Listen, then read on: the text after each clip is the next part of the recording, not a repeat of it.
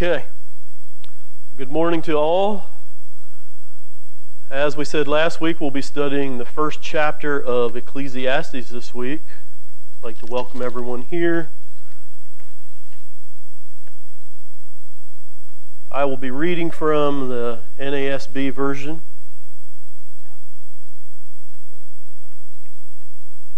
The word of the preacher, the son of David, king in Jerusalem.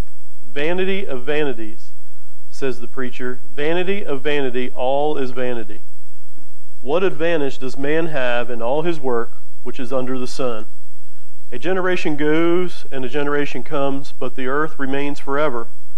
Also the sun rises and the sun sets, and hastening to its place it rises there again. Blowing toward the south and turning toward the north, the wind continues swirling along, and on its circular course the wind returns. All the rivers flow into the sea, yet the sea is not full. To the place where the rivers flow, there they flow again. All the things are wearisome, man is not able to tell it. The eye is not satisfied with seeing, nor is the ear filled with hearing. That which has been is that which will be, and that which has been done is that which will be done. So there is nothing new under the sun. Is there anything of which one might say, "See this, it is new. Already it has existed for ages, which were before us." There is no remembrance of earlier things, and also of the later things which will occur. There will be for them no remembrance among those who will come later still. I, the preacher, have been king over Israel and Jerusalem, and I set my mind to seek and explore by wisdom concerning all that has been done under heaven. It is a grievous task which God has given to the sons of men to be afflicted with. I have seen all the works which have been done under the sun, and behold, all is vanity and striving after wind. It is crooked. What is crooked cannot be straightened, and what is lacking cannot be counted. I said to myself, behold, I am magnified and increased wisdom more than all who were in Jerusalem before me, and my mind has observed a wealth of wisdom and knowledge. And I set my mind to know wisdom and to know madness and folly. I realized that this also is striving after wind, because in much wisdom there is much grief, and increasing knowledge results in increasing pain. Okay, so I hope all read this week the first chapter of Ecclesiastes.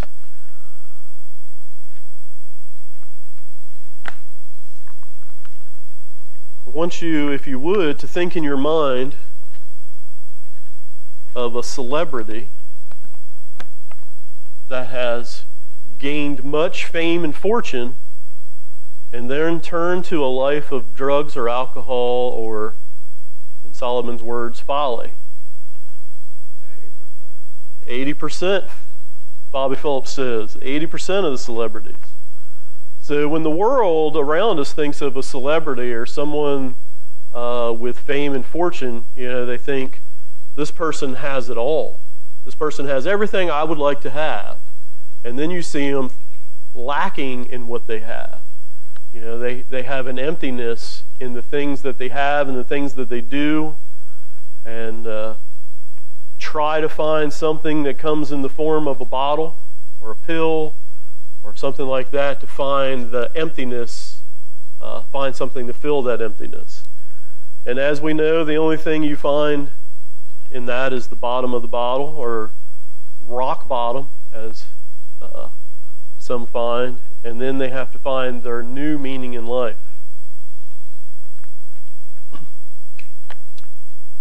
Solomon says that there are many, everything is vanity, vanity of vanities, and another meaning for vanity is meaningless. What is your opinion on hearing that everything in life is meaningless?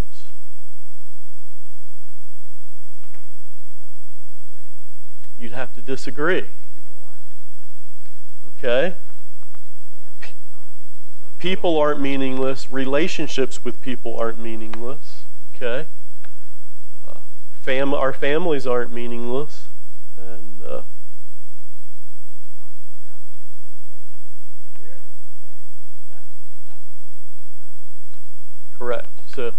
Sue is pointing out that material things that we collect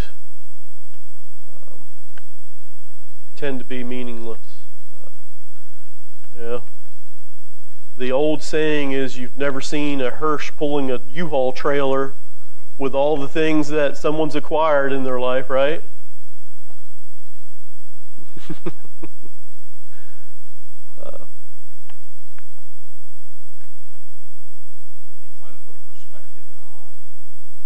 He is trying to put perspective in our lives. And what is that perspective? That in the relationship between us and our future and what's going to happen down the line, this stuff is meaningless. Everything. Even families are meaningless. Even relationships are meaningless in comparison to the future, the ultimate future. And I'm not saying they're meaningless, which I just did. But I am saying in perspective to that, they fall quite short. Okay, Dave has just said that families and relationships can be meaningless or vanity. And Solomon had a lot of relationships. Solomon did have a lot of relationships. Some of them were made in his folly. But friends, family, relationships, things we do can be meaningless in our life if it's not in a relationship that thinks about our future, and that future being after we leave this earth. And I think we need and we're commanded to have relationships on this earth to further the church and to further the will of God. But we'll get into that as we study Ecclesiastes. You know, Jesus said the same thing.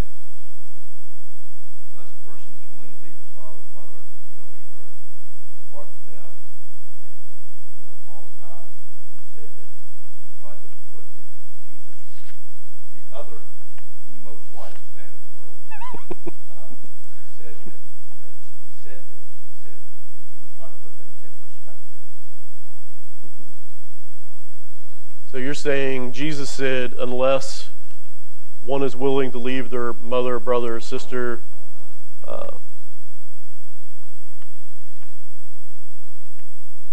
what'd you say, Bobby? Yeah. But he was just trying to put it in perspective. It's not that you want to leave your mother, father, or brother. Right.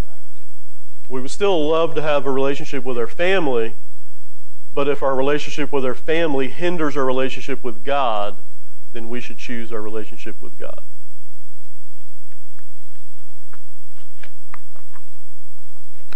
I'm going to have a quote a little later I think you're going to like. Okay?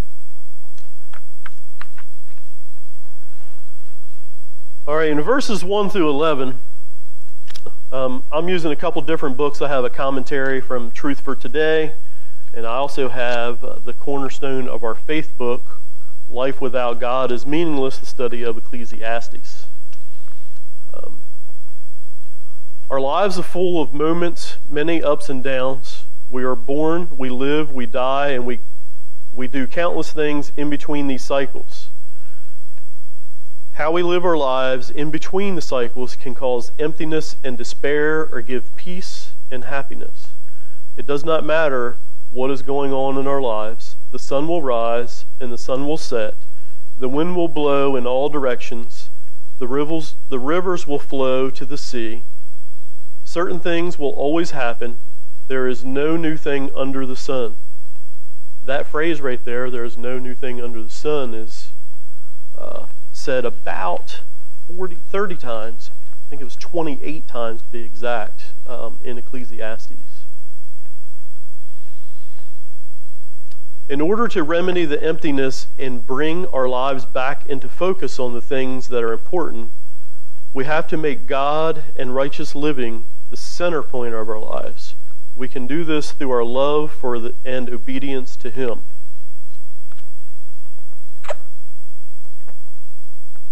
Can we have a relationship with God without being obedient? No. we don't follow the rules of God, are we in a relationship with God?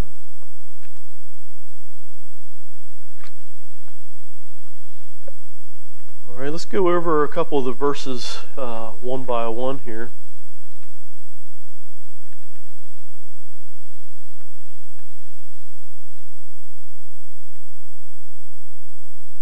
What advantage does man have in all the work which is under the sun? That is in verse 3. Man works hard in his job, but at what end? Has anybody ever heard the saying, at your workplace, if you left today, you'd be replaced tomorrow?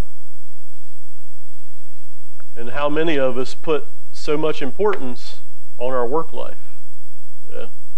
For some, that's what they're known for.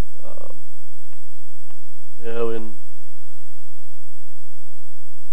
a lot of people put a lot of importance on their job, and jobs are important. That's how we provide for our families.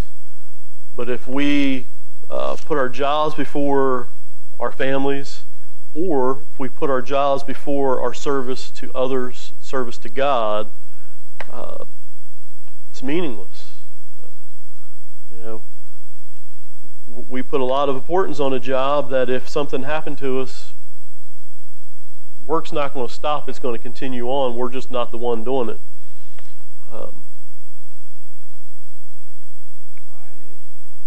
What's that? That is a fine edge. Mm-hmm.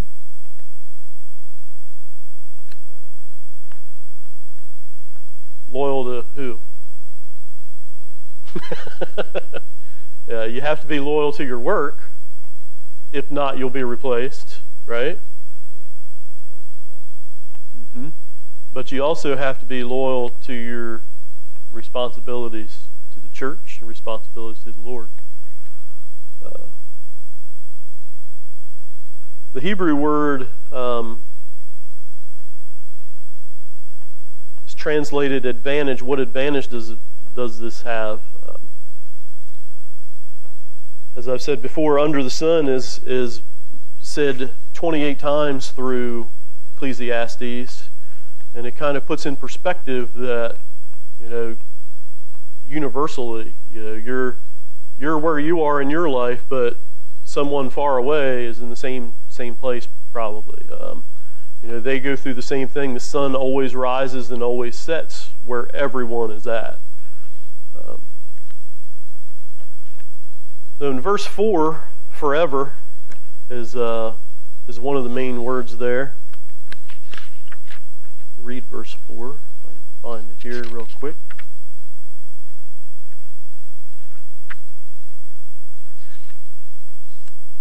A generation goes and a generation comes, but the earth remains forever. The original word here in Hebrew doesn't mean indefinitely. It just means indefinitely in time that only God knows. The earth will exist as long as God allows it to exist, and when He decides it won't, it will cease to exist. Jesus even said He doesn't know the time or place, only the Father knows what will happen. So as Dave pointed out, I don't know if I agree, Dave, that the second wisest man, Jesus. So he's the wisest man that ever lived. Yeah. Solomon's the second wise. Okay. This can be confusing, though, if people just read this and say the verse will last forever, but that's Right. that and did they have the knowledge that this was a real prophecy that a Savior was going to come back and destroy the earth? Did they? Have the knowledge then? I don't think so. So this is what Hebrews talks about. That in the Old Testament they talk in part that Jesus finishes it all in the New Testament, following up of all prophecy and all knowledge. Okay, Dave's pointing out that the people in this time did not know that a Savior was coming. And Well, they knew he might come, but they did not know that he was going to come, return again and destroy everything, which is the point there. And Sue wants to say something. all right, let me say what you said, and then I'll go to Sue. Yeah, yeah. So the people of this time didn't know that after the Savior come, he was coming back again, and the earth would be destroyed. That knowledge was not known yet. So that's worth pointing out. And Sue, you had something. Well, when we see the word earth in the Bible, a lot of times we associate it with our planet being named earth. But in the beginning, God created the heavens and the earth. Planets weren't created until that. The fact that our planet got called earth, that sometimes it doesn't refer to us alone, but the whole planet. I think that's very confusing to people.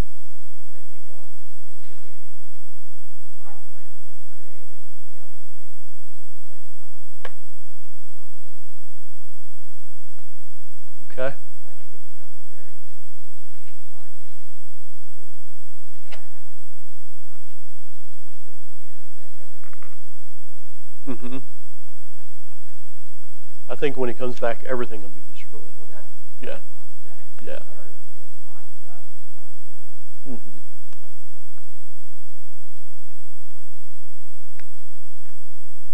All right, verse 5. I got to quit turning away from there. Also, the sun rises and the sun sets, and hastening to its place, it rises there again. And hastening there can be interpreted as panting or racing toward. Solomon says, when the sun sets, it's racing around the world to rise again.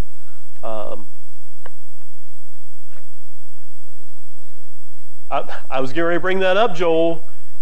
Solomon, the wisest man in the world, said cycles, circular. So that rules out the flat earth concept back in Solomon's day.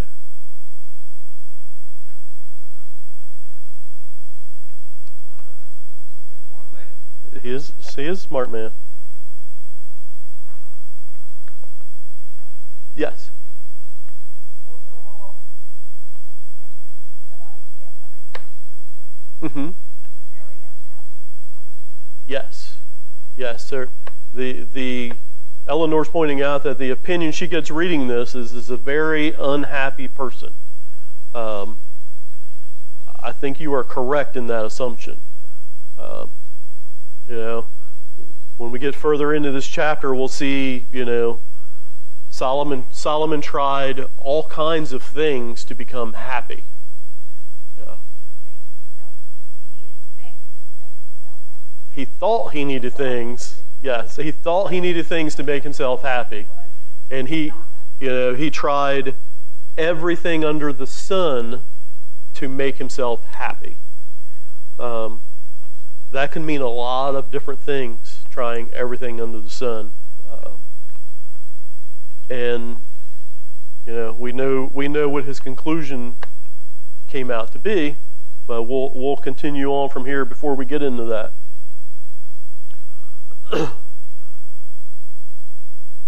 So Solomon had in mind that and used the phrase that the sun went to its place. It came out in the morning and showed itself all day, and then it went in its place at night. And this is similar to an idea in Psalms 19, verses 5 and 6, where the sun is compared to a bridegroom coming out of a chamber. Describes the sun's cyclical motion that indicates the author believed the planet to be round. See, we got into that, Joel. You jumped ahead of me. You're smart. You're showing your wisdom there.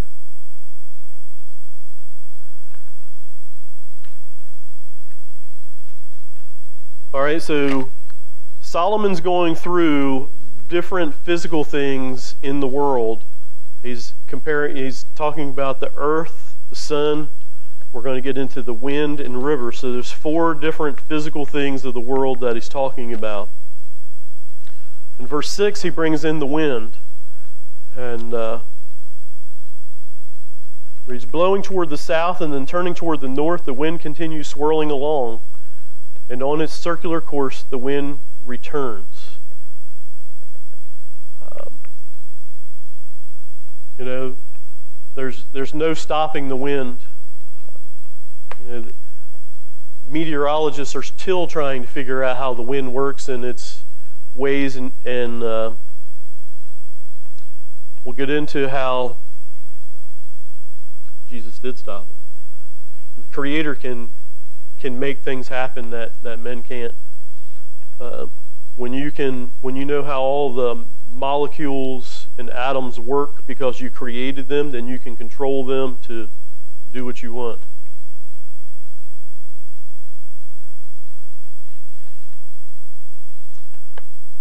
So talking about the wind and studying it, Solomon gets into the generations of people that will, later in this chapter, how they follow mistakes and troubles of previous generations, just like the wind goes back to its originality, and there's no figuring it out and stopping it.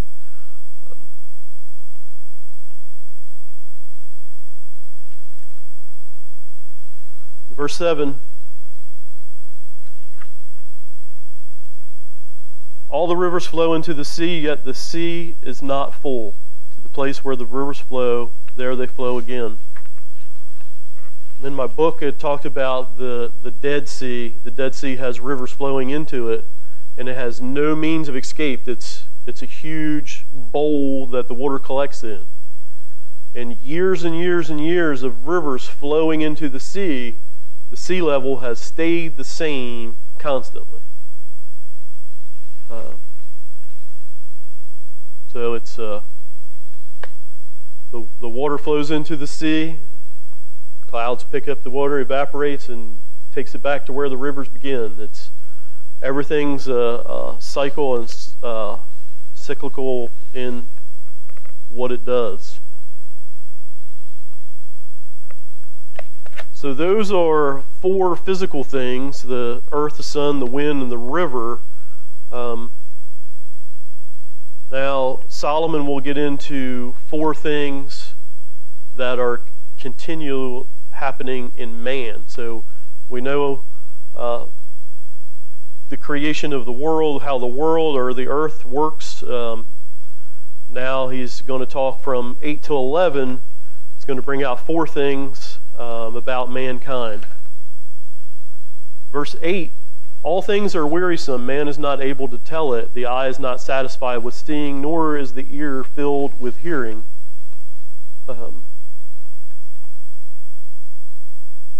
Solomon points out that man is unable to find satisfaction. People will always be discontent. All things are wearisome. The ideal is that the monotony of the repetition of things and events.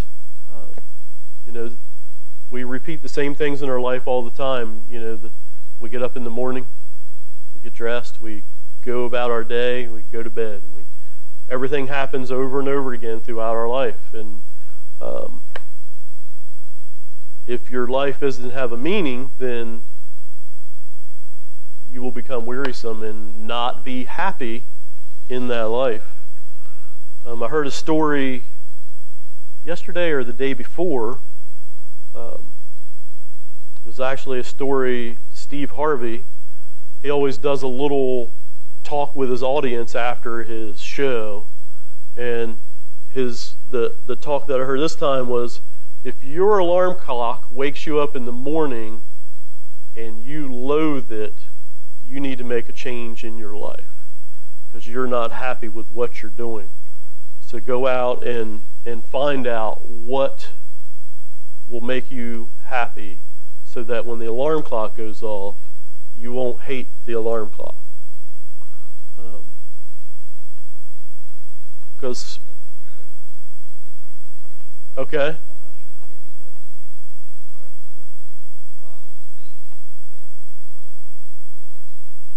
Mm-hmm. Yes. Yeah. He asked for wisdom, and the question is, the Bible states that Solomon is the wisest man that ever lived. And Joel's question is, does Solomon know that he's the wisest man that ever lived? And I believe he knew it. He asked God for wisdom, and he states that his kingdom is far greater than any other kingdom before his. And that through his wisdom, he was able to succeed that way.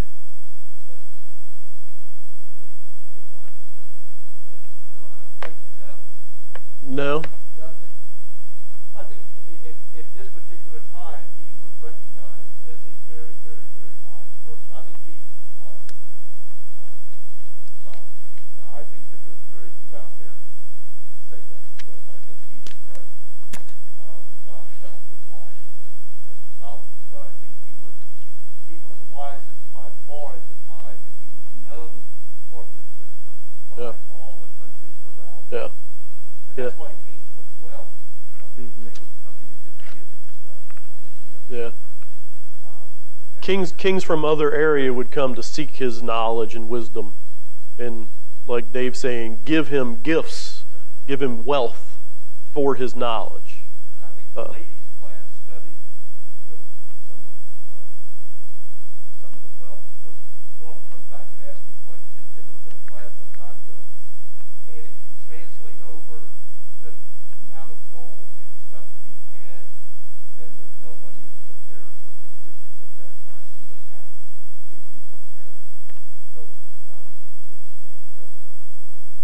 Believe that, but I mean, yeah. So Dave's pointing out that in the ladies' class they looked and found out how much wealth it's written down.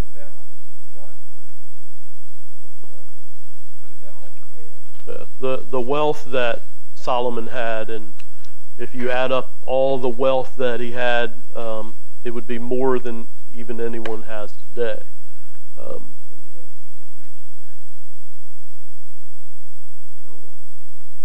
Mm-hmm.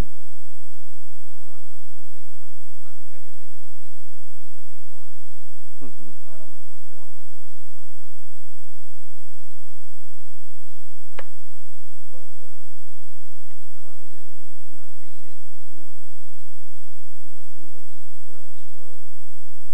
Mm-hmm.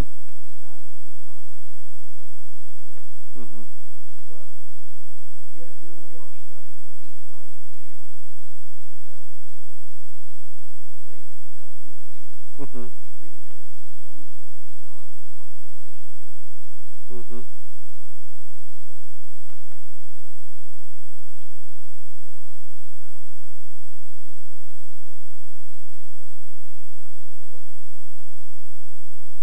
Right. So, do you have a question? Okay. So Joel was saying that he was wondering how if Solomon knew he was the wisest man or the wealthiest man, and we're talking about how the chapter reads kind of depressing or sad, and that even with all Solomon had, he didn't seem happy, and that I think we'll get into more of that as the chapter goes on. But saying he's wondering if in just a few generations Solomon's wisdom and knowledge and gifts and kingdom would be forgotten, and I think that's what some of this depression that we're reading into is coming from. All right, Sue? Well, He did not always do wise things. He's, yeah. Mm-hmm. Correct. And I think that's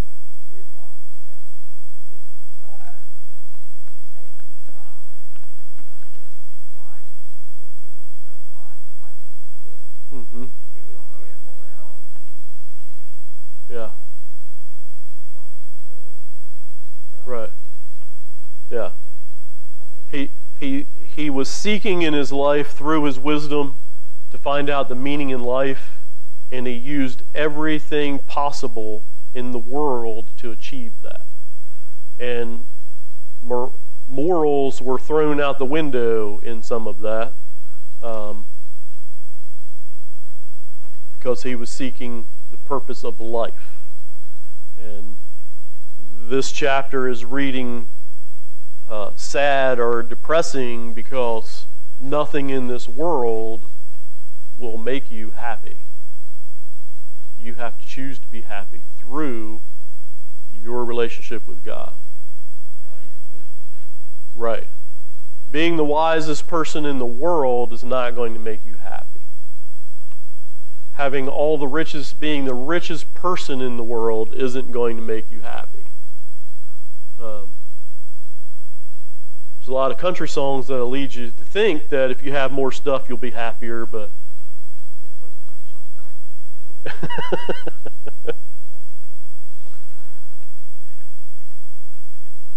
really, though, Solomon, I'm going to hold you up, but Solomon died at that time. They're not going to heaven, they're going to Sheol. Yeah. Sheol. So waiting place. Yeah. Yeah, this is written at the end, as he's older. Yeah.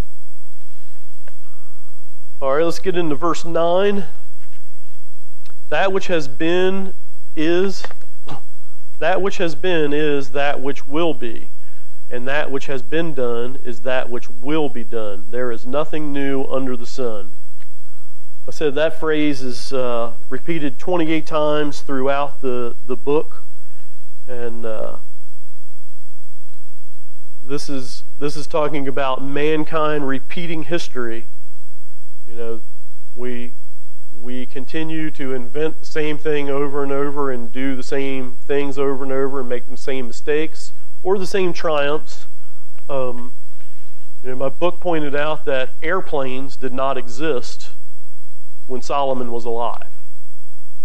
But airplanes are just another form of travel. So even though airplanes didn't exist when Solomon and we think it's new, it's just another form of travel. It's just a spin on what has already been before. So you can think of a couple. The internet did not exist. Computers did not exist when Solomon was here. That's just a way of getting information. Solomon had ways of getting information. So GPS did not exist when Solomon was there. He couldn't punch in his coordinates and go somewhere, but I'm pretty sure they had maps, but it talks about how man, it points out that mankind is repeating history and nothing is new under the sun. Verse 10, is there anything of which one might say, see, this is new, already has existed in ages before? That's kind of what 9 and 10 kind of go together there. There is no remembrance of earlier things in verse 11, and also of later things which will occur. There will be for them no remembrance among those who will come later still. So, things that are happening in our world today. Headline news. Have those things happened before in history? Yeah. Will it happen again? Okay. That's the point he's making here. And to get back to verse 8, all things are wearisome. He's seeing history repeat itself. He's seeing the same troubles and trials going on. And if that's all you put your focus on, you're going to get tired of looking at that. Okay. Get close on time here, Dave. All right, in verse 12, Solomon points out that he's been king over Israel and Jerusalem. That's how we know that he is the writer of this book. And no one else fits that description of chapter 1 and verse 1 and verse 12. He points out, I, the preacher, have been king over Israel and Jerusalem. Verse 13, and I set my mind to seek and explore by wisdom concerning all that has been done under the sun. See that? I seek to explore. That's what I was talking about earlier, where he's set in his mind that he wants to try to find the purpose of life in any way possible. And I set my mind to seek and explore by wisdom concerning all that has been done under the heavens. It is a grievous task which God has given to the sons of men to be afflicted with. I have seen, verse 14, I have seen all the works which has been done under the sun, and behold, all is vanity and striving after wind. Anybody ever chase the wind? You heard that expression before, chasing the wind? Yeah. Sailing is an exception. Yeah. Exactly. Chasing the wind and grasping it, you're just grasping a small little piece.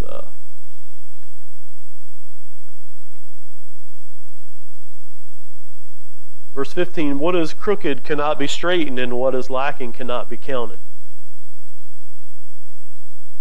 A lot of times the wrongs that have been done cannot be undone. The things that we wish we could have done, we can't count as being done. I always get the same question after I go into a house that's been flooded where I've done hardwood, Dave. Will this get any better? Yeah. When your hardwood gets flooded and it gets crooked and twisted, you can't make a board straight again. Once it's twisted, it's twisted. So, yeah.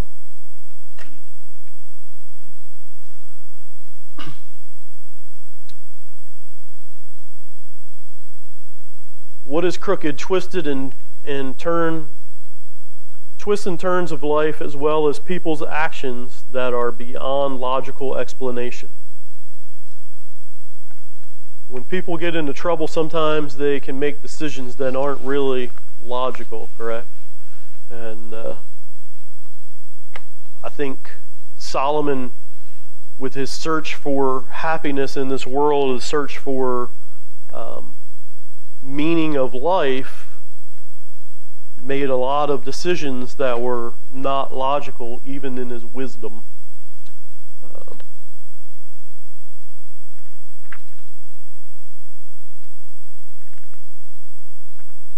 Verse 16, I said to myself, behold, I have magnified and increased wisdom more than all who were over Jerusalem before me, and my mind has observed a wealth of wisdom and knowledge.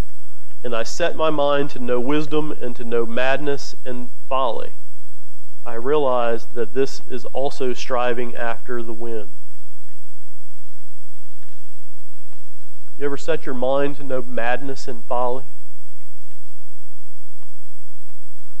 It's not a logical decision, is it, Joel? What's your take on that, Mr. Dave? He was still in search. He thought that wisdom, knowledge of everything would bring him peace of mind. Mm-hmm. So, I mean, knowledge of everything. knowledge of everything, yeah. Not just things that sound good, sound bad, sound indifferent, whatever. He just sought after it. Solomon thinks that if he knows everything in the world that has been done or will be done, that he would be able to find the purpose of life. And he finds out that the more you know, the more grief that you will know.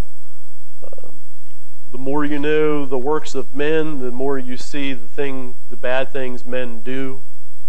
And that can't bring about happiness.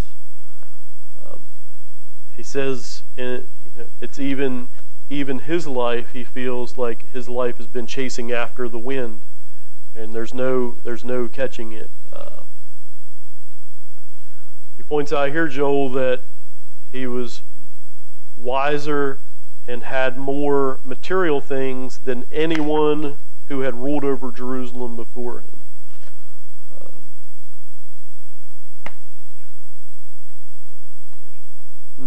Because he knew the history of the kings before him, and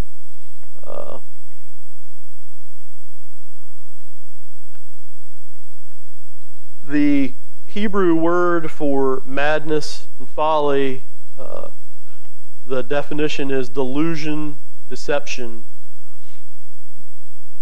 The term can be defined as unbridled and unprincipled conduct, which results from the conduct of life is meaningless and there are no moral law operating in the world.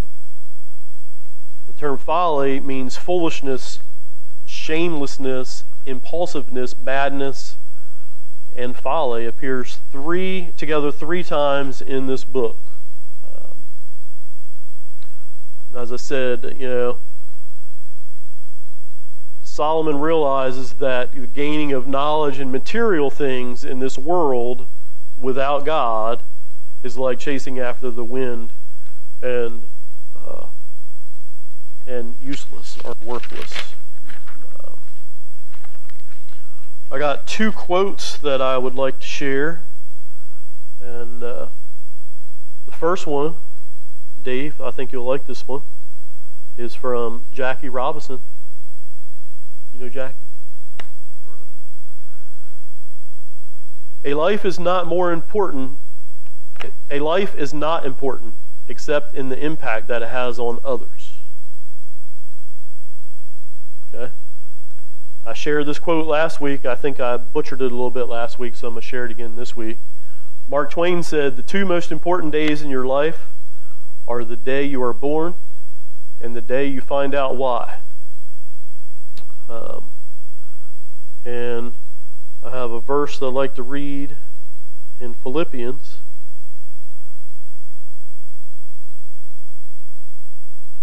And we'll go to Philippians 4, verses 8 and 9.